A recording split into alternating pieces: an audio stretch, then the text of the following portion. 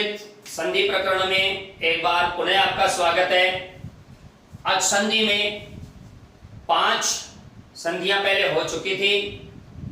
दीर्घ, कोण, वृद्धि, यण और अयनि। अब 3 संधियां हैं, पूर्व रूप, पर रूप और प्रकृति भाव, जिसकी आज हम इस वीडियो में चर्चा करेंगे। आप हमारे YouTube चैनल बजरंगलाल सैनी गुरु को सब्सक्राइब कीजिएगा, शेयर कीजिएगा और संस्कृत और हिंदी व्याकरण साहित्य के जो वीडियो हैं उनको देखिएगा और अधिकाधिक लाभ उठाइएगा। तो आज हम चर्चा करेंगे पूर्व रूप, पर रूप और प्रकृति भाव संधि की। तो देखिए, सबसे पहले हम बात करते हैं पूर्व रूप संधि की। पूर्व रूप संधि जैसा कि इसके नाम से स्पष्ट है, पूर्व रूप। पूर्व का मतलब पहले वाला। पूर्व का मतलब क्या हुआ? पहले वाला। अब ये कहता है एंग पदांतादति। ये सूत्र क्या कहता है? एंग प्लस ह्रस्व या दीर्घ अ। ये स्थिति हो तो वहां पर पूर्व रूप हो जाता है। एंग पहले हो। अब आप समझिए, एंग प्रत्याहार में क्या आता है? ए और ओ। ए, औंग, आई, औच। तो एंग मतलब ए, ओ। अगर प्लस के पहले हो और बाद में ह्रस्व या दीर्घकार हो तो पूर्व रूप हो जाता है। अर्थात पूर्व का मतलब पहले वाला एंग। पहले वाला जो एंग है अर्थात ए, ओ, ये यथावत रहेगा। बाद वाला जो अ है उसका कोई महत्व नहीं रहेगा। पूर्व रूप आदेश इसमें हो जाता है। छोटा सा एक प्रश्न है, गुरो आत्रु। गुरो आत्रु। तो ये हमारे पास एक शब्द है। अब आप इसको ध्यान से समझिए। यहां पर ओ है, ओ के सामने आत्र यानी अ है। तो एंग के बाद ह्रस्व अ है, तो इस अ का हमें क्या करना है? अवग्रह चिन्ह हम इसका कर देंगे और पूर्व रूप यथावत रह जाएगा। अवग्रह चिन्ह करने पर हमारे पास शब्द क्या बनेगा? गुरो। क्योंकि पूर्व रूप में तो हमें कोई परिवर्तन करना नहीं है। बाद का जो अ था उसको अवग्रह चिन्ह में बदल कर और संधि हो जाएगी गुरौत्र। संधि पद क्या हो जाएगा? गुरौत्र। तो इस प्रकार से हम आसानी से प्रकृति, ये जो पूर्व रूप संधि है, इसको समझ सकते हैं। दूसरा है सर्वत्र विभाषा गो। सर्वत्र विभाषा गो। ये अगला जो सूत्र है ये क्या कहता है? अगर एंग गो शब्द में है, यानी गो शब्द के बाद ह्रस्व अकार आता है, तो इस गो के ओ का पूर्व रूप हो जाएगा। पूर्व रूप हो जाता है। ध्यान से समझिए। अगर देखिए, एंग तो ये कहता है कि पहले ए ओ हो, बाद में अकार हो, तो हमें ए ओ अर्थात एंग का पूर्व रूप कर देना है। अकार को हमें उसमें अवग्रह चिन्ह बनाकर शामिल कर देना है।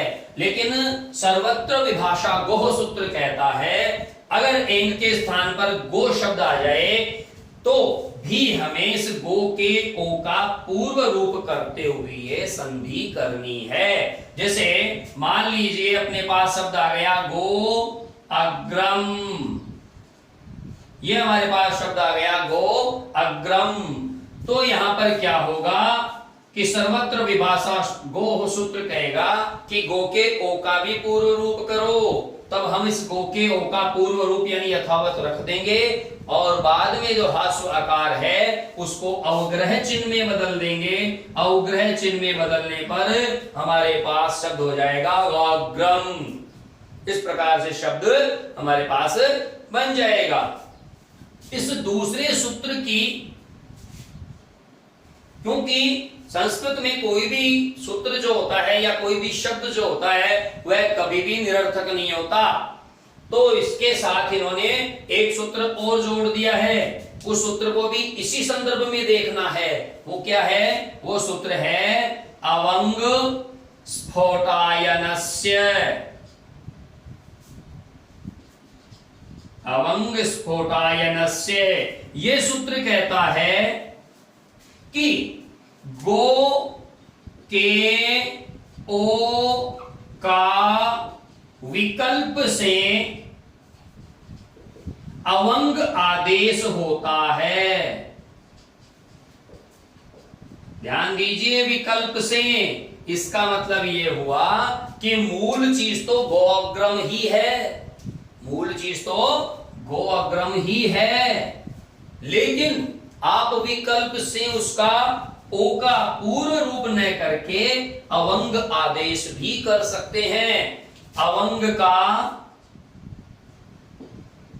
अवशेष रहता है, वह पूरा है। ध्यान दीजिए, अयादि में वह आधा था, अय अव आय आव में य व हलंत थे, लेकिन अवंग स्फोटायनस्य सूत्र में जो अवंग का अव बनेगा वह पूर्ण रूप से बनेगा, तो अवंग का अव हो जाएगा या शेष रहेगा।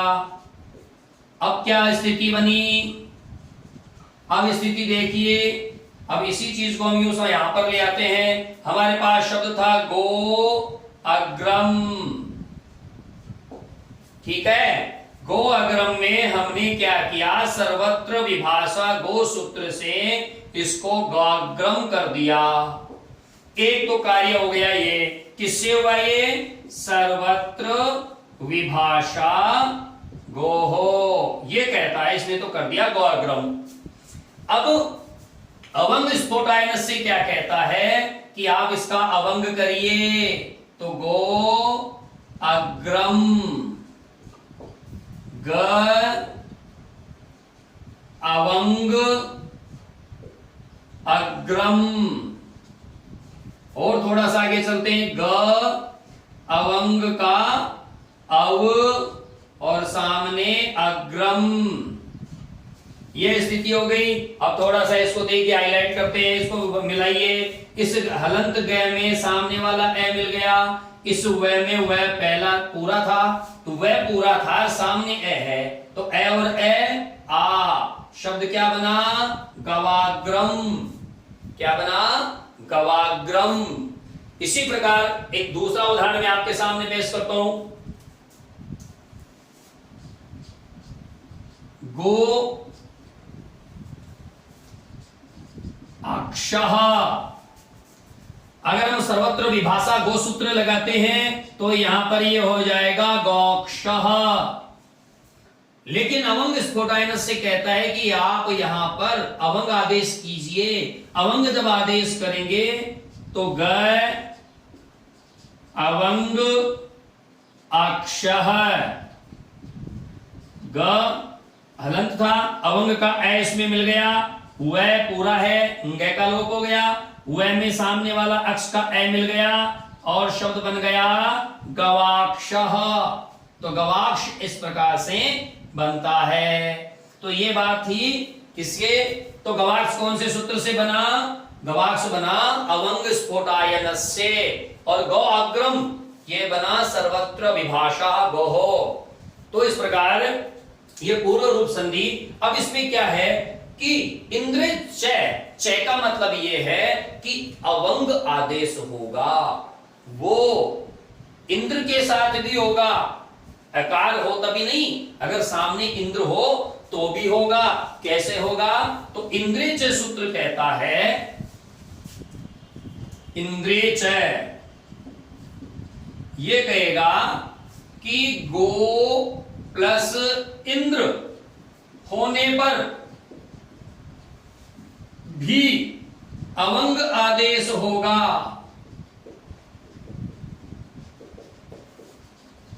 तो भी अवंग आदेश होता है। तो अब हमारे पास स्थिति क्या हो गई? गो इंद्र है। क्या स्थिति हो गई? गो इंद्र है। अब गै अवंग इंद्र है। तो ध्यान से देखिए, ग में ए मिल गया, वह पूरा है, वह में ई मिल गया, तो वह के ए में ई मिलने से हो गया ए, और शब्द बना गवेंद्र है। शब्द क्या बना? गवेंद्र है। तो इस प्रकार से इंद्रे च सूत्र इसमें पहले अवंग आदेश करेगा और उसके बाद इसमें गुणादेश करके इसको गवेंद्र में परिवर्तित कर देता है। तो आप पढ़ रहे थे पूर्व रूप संधि। अब हम चर्चा करेंगे पररूप संधि की। पररूप का मतलब होता है बाद वाला रूप। जैसे पूर्व रूप में पहले वाला रूप प्रभावित रहा, वैसे ही पररूप में बाद वाला रूप प्रभावित रहेगा। तो पररूप अर्थात पर यानी बाद वाला रूप, इसको हिंदी में यूं समझ सकते हैं। बाद वाला जो स्वर है वो हावी रहेगा, तो इसका सूत्र है एंगी पररूपम। एंगी पररूपम ये क्या कहता है? ए अथवा आ प्लस एंग। एंग का मतलब हो गया ए या ओ। ऐसी स्थिति हो तो आपको एंग का पररूप कर देना है। एंग का पररूप करना है। मान लीजिए शब्द अपने पास उप औषधि। उप औषधि हस्वकार के बाद ओ का प्रयोग हुआ है, यानी एंग का प्रयोग हुआ है, तो यहां पर वृद्धि को बाद करके, वृद्धि को रोक करके बाद वाला स्वर मिला दिया जाएगा और शब्द बनेगा उपौषधि। ऐसे ही प्रएजते, तो यहां पर यह बन जाएगा प्रेजते। तो ये पररूप संधि का पहला सूत्र है। दूसरे सूत्र की जब हम बात करेंगे, वो कहता है शकंद्वाधिषु पररूपम वाच्यम, कि आप पररूप एंग के साथ ही नहीं, अगर पूर्व पद में शकंद्वादि शब्द हो तो भी आपको उसका पररूप करना है। कैसे? ये कहता है शक आदि शब्दों के बाद अंधु, अटा अथवा टी संज्ञक वर्ण हो तो पररूप होगा या पररूप होता है। कैसे होता है? मान लीजिए यहां पर है शक अंधु, तो ये कहता है शक आदि शब्दों के बाद अंधु, अटा या टी संज्ञक हो तो ये पररूप करना है। पररूप का मतलब बाद में कौन सा स्वर है? ए। पहले वाले स्वर को नजरअंदाज करते हुए बाद वाले स्वर को ही इसमें काम में लेना है। शब्द क्या बन गया? शकंधु। इसी प्रकार कारक अंधु, तो इसका शब्द क्या बनेगा? करकंधु। इसमें दीर्घ का अपवाद है, इसमें दीर्घ का अपवाद है। कुल अटा, कुलटा।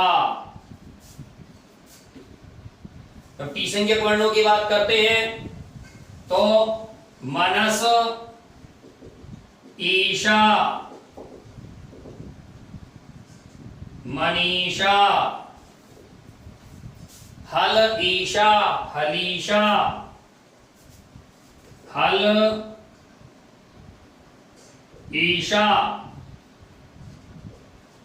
हलीशा। तो इस प्रकार से हम इनको शकंत्वादिषु पररूपम वाच्यम से पररूप को समझ सकते हैं। फिर है औत्वाष्ठ्यो समासे वा, तो तीसरा सूत्र क्या कहता है? तीसरा सूत्र कहता है ओतु औष्ठ। ध्यान दीजिए, ओतु औष्ठ ये कहता है ओतु या औष्ठ शब्द बाद में हो तो विकल्प से पररूप होता है, तो विकल्प से पररूप होता है। विकल्प से, इस चीज पर गौर कीजिएगा, अनिवार्य नहीं है, विकल्प से पररूप होगा। अगर प्लस के बाद या तो ओतु है या औष्ठ है तो हम विकल्प से उसको क्या कर सकते हैं? पररूप कर सकते हैं। कैसे करें ये देखिए, अभी करते हैं। मान लीजिए हमारे पास शब्द है बिंब औष्ठः, ये शब्द है, तो ओतु और औष्ठ में से एक चीज आ गई बाद में, तो हम इसके एक शब्द तो इसका हो जाएगा बिंबोष्ठः। ये तो किससे होगा? औत्वष्ठयो समासे वासे होगा। और अगर विकल्प का प्रयोग नहीं करें तो ये बिंबौष्ठः, दोनों इसके रूप बन जाएंगे। ऐसे ही अधरोष्ठः, दंतौष्ठः, ये सारे स्थल, स्थूल, ओतुः, इसके भी दोनों चीजें हो जाएंगी। अगर हम पररूप करते हैं तो स्थलोतुः, और अगर विकल्प के अभाव में सीधा इसको लिखते हैं तो ये हो जाएगा स्थूलाउतुः। तो ये विकल्प का अभाव भी है और विकल्प से भी है, दोनों में इसके रूप बनते हैं। अगला है अपना ओमांगोश्च। ओमांगोश्च ये कहता है अगर ओम बाद में हो, ओम और ओंग बाद में हो तो भी आप पररूप कीजिए, तो भी आप पररूप कीजिए। तो कैसे? जैसे यहां पर दिया शिवाय ओम, ओम बाद में है इसलिए ये ओम का ओ ये में मिल गया, ये का ओ गायब, क्योंकि हमें पूर्व पररूप करना है, पूर्व रूप को हमके कोई महत्व नहीं देना है, तो शब्द हो गया शिवायोम। इस प्रकार से पूर्व रूप और पररूप संधि हम आसानी से सीख सकते हैं, समझ सकते हैं। इसके बाद जो अच संधि प्रकरण में अंतिम संधि है जिसका नाम है प्रकृति भाव संधि।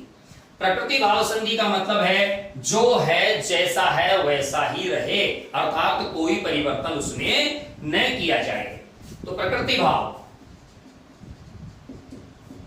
का मतलब हुआ यथारूप, जो है जैसा है वैसा ही रहे, उसमें कोई भी हम जोड़ तोड़ न करें। तो इसमें देखिए एक सूत्र है प्लुत प्रग्रया अचि नित्यम।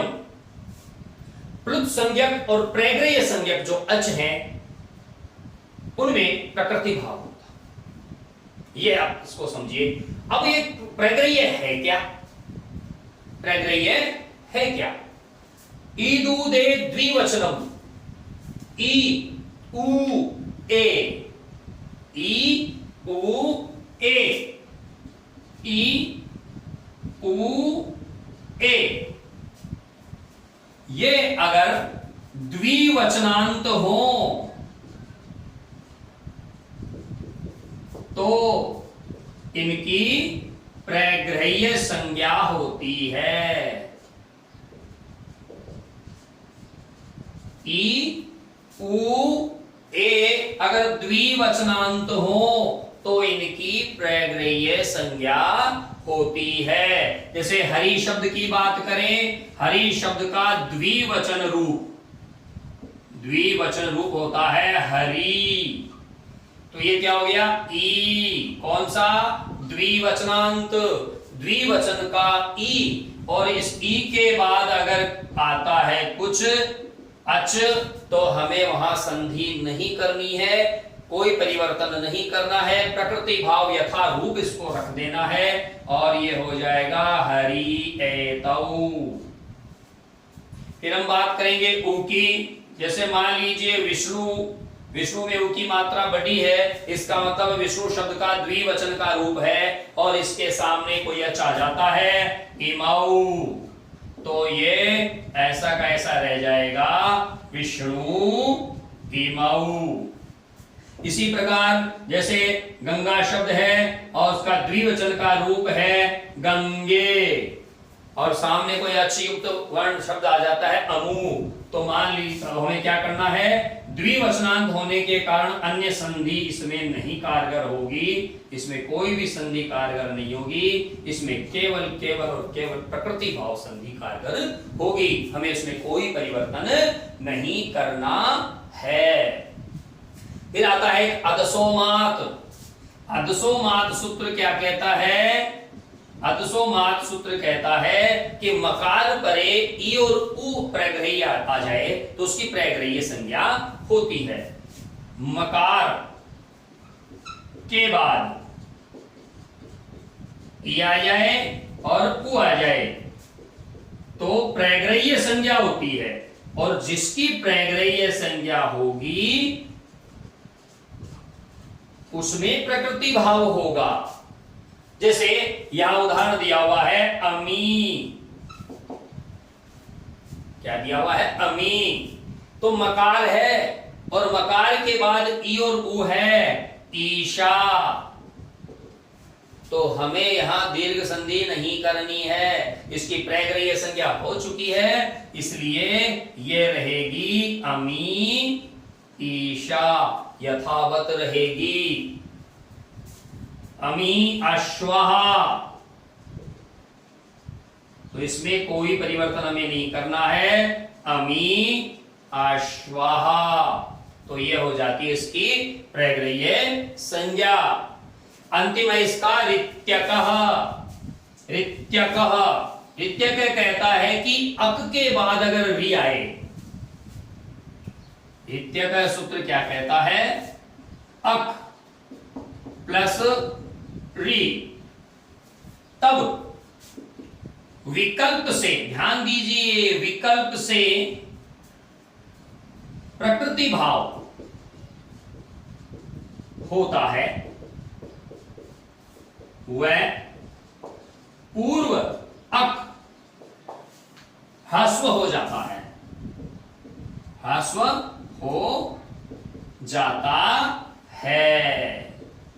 अब आप इसको समझिए, ये कह रहा है कि अक के बाद री आए, अक के बाद री आए तो अक प्रत्याहार के वर्ण अगर दीर्घ है तो ह्रस्व हो जाएंगे और यथावत रहेंगे और कुछ चेंज इसमें नहीं होगा। जैसे मान लीजिए हमारे पास आ जाए सप्त और सामने है ऋषिणाम, सामने क्या है, ऋषिणाम, तो सप्त के तय में अह और अक में क्या आता है, अ ई ऊण री ली क, ये 5 स्वर आते हैं अक में, तो उनमें से एक है यहां पर, उसके बाद में री आ गया, तब विकल्प से यहां पर हम अन्य संधि भी कर सकते हैं, सप्तर्षि भी बना सकते हैं, इसका देवर्षि भी बना सकते हैं, महर्षि भी बना सकते हैं, लेकिन यहां विकल्प से इसको प्रकृति भाव भी कर सकते हैं।